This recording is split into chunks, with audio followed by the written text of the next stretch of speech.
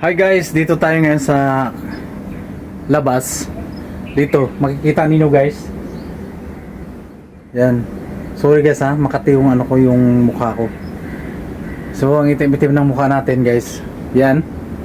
Dito muna tayo kasi nag-aantay tayo ng kasama natin na nagbe-break. So, dito lang muna tayo mag-video-video sa likod. So, wala namang makikita dito guys. Tayo lang, so naka-half din yung ano ko kasi pag may makakita sa aking video na hindi malaman kung saan ang location ng video na ito, no? So kumusta na kayo guys?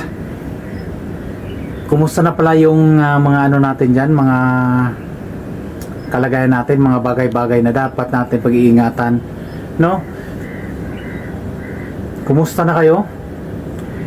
Dito ngayon sa sa UAE, mainit dito ngayon sa UAE kasi summer dito ngayon. So sa Pilipinas mainit din naman pero hindi talaga ganito ka-init kasi pag umulan naman doon sa Pilipinas, naging malamig yung panahon. Samantala dito pag mainit yung panahon, summer, mainit talaga siya kasi wala namang ulan dito. Umuulan lang siya pag summer ang darating ang summer, tapos mag-winter, mag-ulan, pero hindi siya na uulan talaga. Pero pinaghahandaan nila yun pag umuulan, ibig sabihin artificial na ulan. Yun ang pag hindi naman yung natural, hindi talaga mapipigilan yun kasi madami yun yung tubig na natural.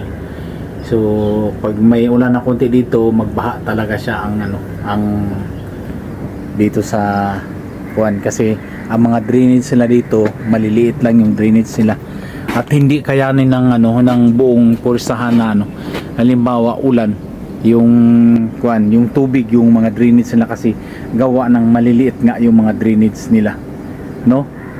So much for that guys. Thank you for watching my video. Kung hindi pa kayo, to those who do not subscribe my video, please subscribe my YouTube channel.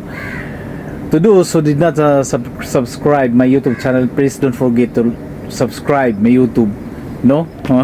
Wala na tayong edit to dire-diretso lang, parang kalibangan lang to kasi hindi naman din ako nagfo-focus dito.